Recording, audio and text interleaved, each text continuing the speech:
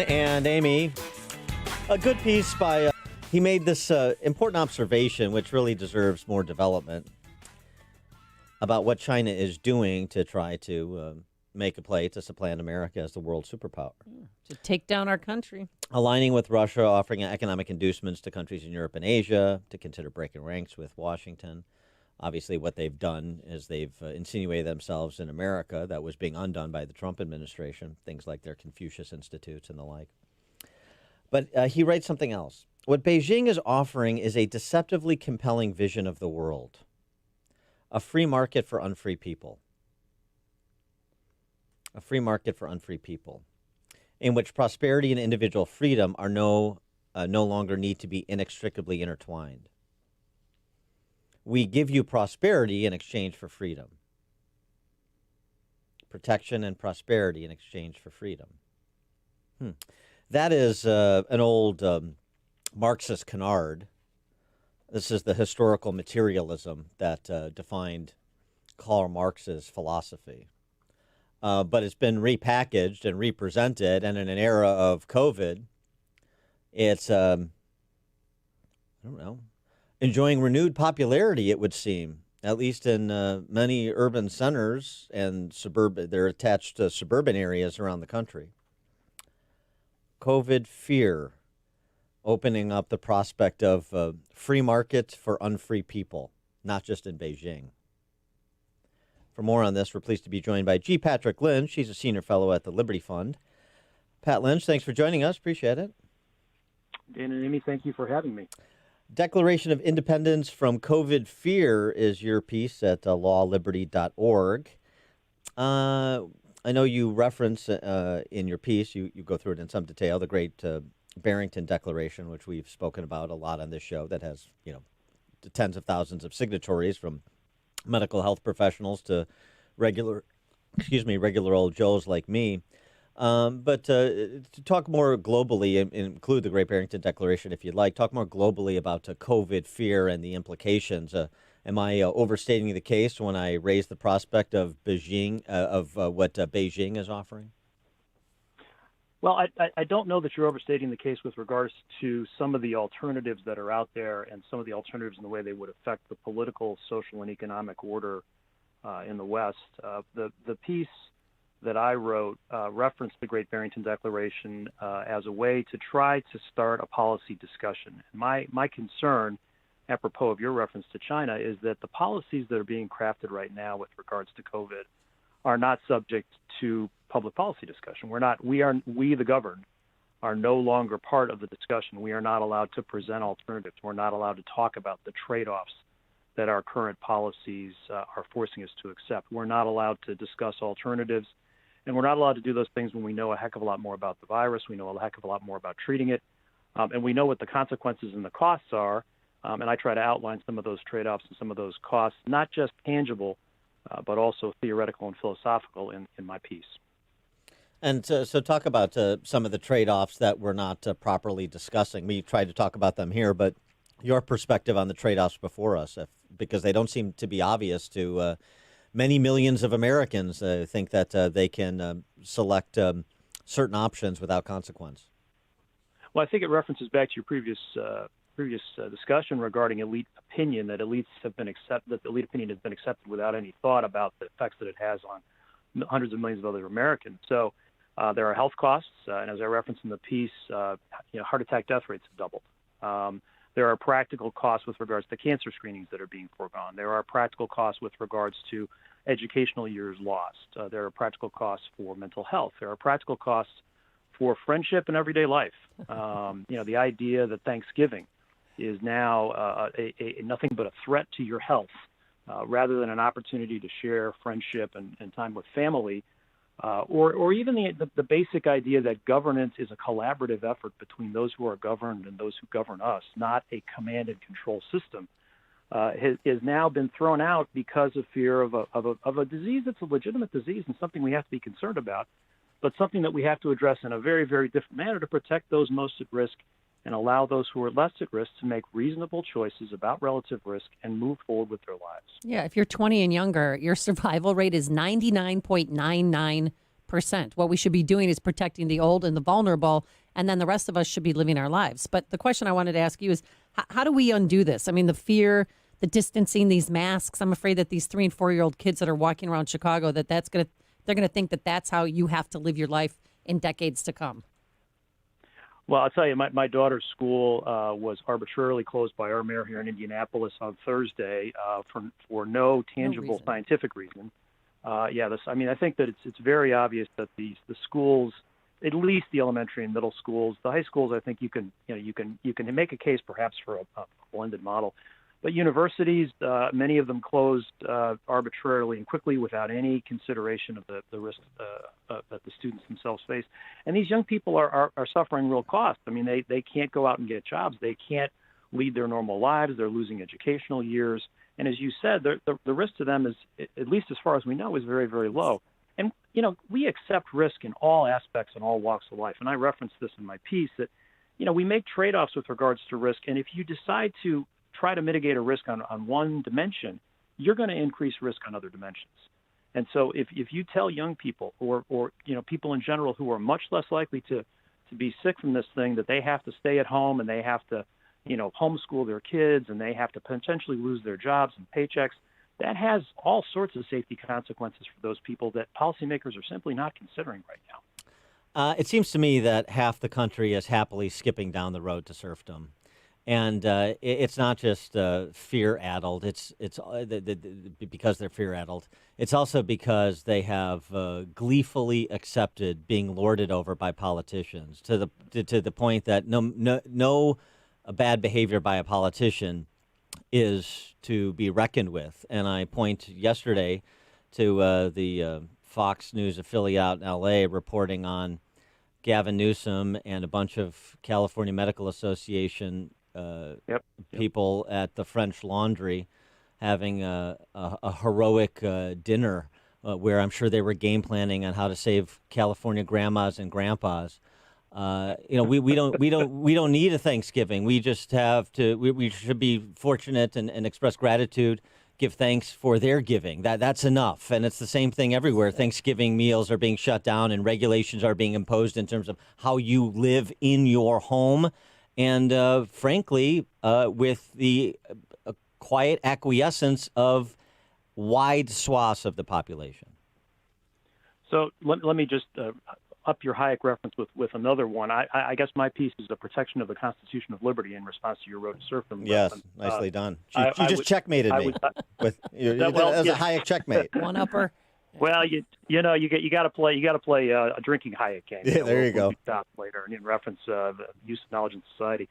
No, but I think what you've touched on is, in my view, the real risk here. Speaking as someone who's really more interested in the politics of this, the fundamental nature of a liberal society, and I don't mean left liberal. I mean liberalism through classical liberalism, through the great thinkers of the Western tradition, through the Enlightenment, is really the result of individuals being recognized as having rights and responsibilities, right? So if that is what our society is founded upon, if that's the nature of how we govern ourselves, how we act in markets, how we live in society, then that takes a mutual respect and a mutual trust between the governed and the governors. And the problem is that when you see what happens in California, or when you see people getting haircuts like Nancy Pelosi, or when you see Republicans or really anyone engaging in hypocritical activity, and we have situations here in Indiana where our governor was seen hugging people in a selfie photo without wearing a mask, and then publicly he's saying, oh yeah, you got to wear a mask or else it's your fault. This kind of public shaming when the politicians themselves are acting inconsistently is really not productive, and it leads to all sorts of problems because people will lose faith in the governors. And when that happens, social order breaks down. And that's a risk to all of us, and it's not a risk that we need to live with if, in fact, politicians treated people like responsible adults, let people assess their own risk, and pursue those risks with a reasonable understanding of the rewards that come with those activities. It's also such a tell, isn't it? I mean, how these men and women of science and data at the French Laundry, how concerned are they really about transmission? Well, I think they understand that none of them. I mean, so I believe that the birthday party was for one of Governor Newsom's. Yeah, he was 50 years old. Policy, who was 50. And what's interesting, I'll tell you something. So, and I cite this in my piece. So the CDC came out with a study on excess deaths, And excess deaths, there are about 300,000 in the U.S. as of October. Only 200,000 of those are directly attributable to COVID. Another 100,000 are attributable to other factors, some of which at least I infer, and I think it's pretty safe to say, are the result of the policies we're following. And those excess deaths are targeted to people 30 to 50. So, when people like Governor Newsom and his friends, they go out and have dinner, they're there and they continue to lead their lives normally, and they go to gyms, and they engage in the sorts of lives that we're not allowed to engage in right now. They're preventing those deaths they're preventing themselves from becoming unhealthy and following down that path of suffering from an excess death, while the rest of us are now more at risk as a result of these policies because we're not allowed to make free choices. So there's a double standard here that needs to be addressed, and it's about public trust. I mean, the blatant hypocrisy is really just revolting because we have it here in Illinois. Our governor, he was going to head off to Florida unless we asked him, hey, what are your plans for Thanksgiving? He denied the stay-at-home travel advisory because he lives in the city of Chicago, said, he didn't know about it, and then came out yesterday and said, oh, no, I'm going to stay here because we're in a crisis right now. Well, I love his wife and daughter are gone. Yeah, well, that's lovely. Yeah, I hope they flew on a private plane. Oh, they did. I have to.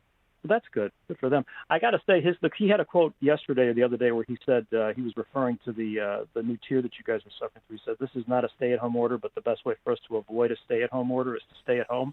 I know. I mean, that sounds like something Tony Corleone would say to one of his clients. I mean, it's really, that's not democratic governance. That's an open threat of autocratic governance. And again, it doesn't have to be this way, right? I mean, you have to recognize the risk and trust people to act responsibly. But Chicago, Philadelphia, they say no Thanksgiving unless with your immediate family.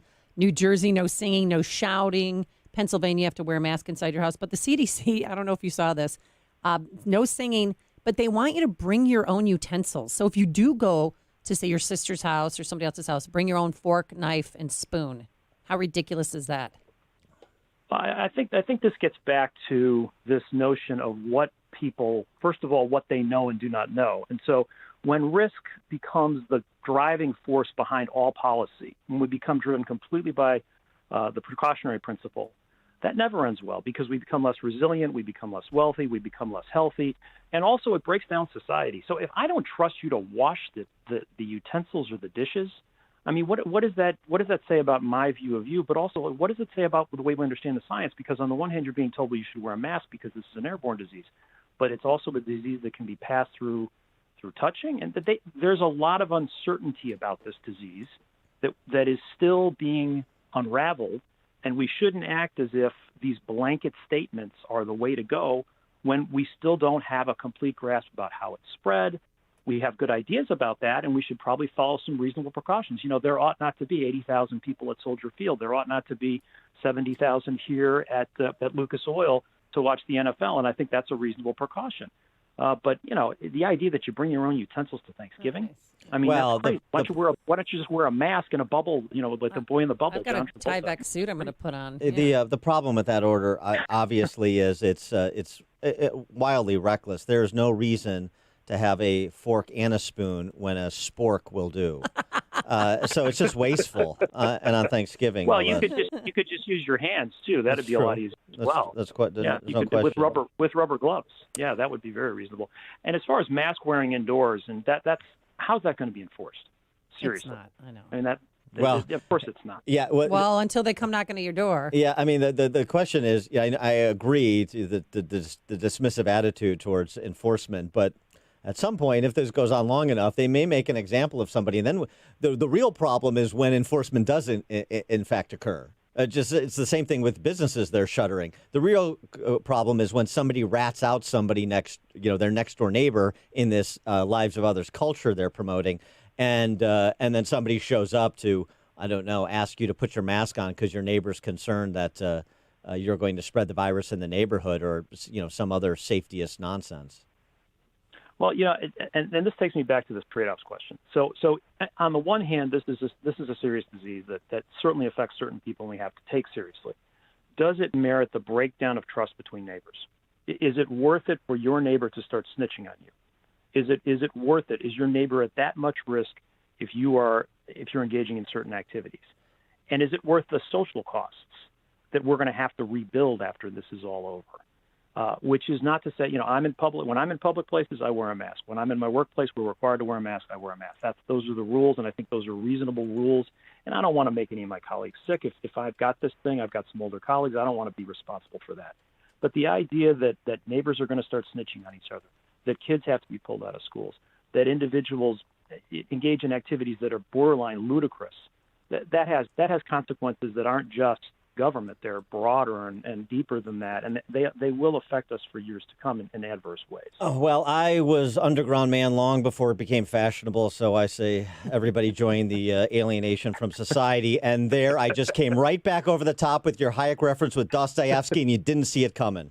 Boom. I'm well, and my Russian literature is not where it should be, so I'm going to have to brush up on that. All right, Don't very bother good. coming on the show unless you get it Yeah, up. yeah, Bump it up, all right? Yeah, you do your studies, and then we'll have you back. Okay, I've got to get my Solzhenitsyn out right now and start reading. Very good. Good place to start. G.Patrick Lynch, Senior Fellow at the Liberty Fund. Thank you so much for joining us. Appreciate it. Thanks for having me, guys. Thank you, and he joined us on our turnkey.pro answer line. Connect with Dan and Amy on the AM 560 The Answer mobile app. Just text the word app to 64636 to download the app today. Mike Gallagher here. You've heard me talk about my friends at Rollins Jewelers, located in downtown Libertyville. Rollins is a family-owned jeweler, and I believe in supporting small businesses this year more than ever. I love working with folks like Marley, a second-generation owner, or the manager, Anne Marie, who's been there 20 years. These are people you can trust. They have the knowledge, they have the commitment to help you create that magical moment. This holiday season, Rollins has beautiful jewelry collections from Roberto Coin, Mikimoto, Simon G, Hearts on Fire, John Hardy, and Swiss timepieces from Tag Heuer, pre-owned Rolexes. You can visit their beautiful showroom or shop online at rollinsjewelers.com like I did. I wear watches from there, and I'm a customer. What sets them apart, and this is important, is that you still get excellent personal service when shopping on their website. Again, I shop there myself. Rollins Jewelers in downtown Libertyville. Rollins, Rollands, rollinsjewelers.com, a family-owned jeweler you can trust. Oh, I'm just doing it. Taking my daily balance of nature. I do it to have a strong, healthy immune system because I'm not eating enough fruits and veggies on my own, and that's where balance of nature comes in. I get warm water, crack open 6 capsules with that, 10 servings of 31 different fruits and veggies. No preservatives, no dyes, no food coloring, GMO, and gluten-free. And it has a lot of vitamin D, vitamin C, potassium. The list goes on and on. So do something for yourself. Be proactive. Experience the balance of nature difference. For yourself, take charge.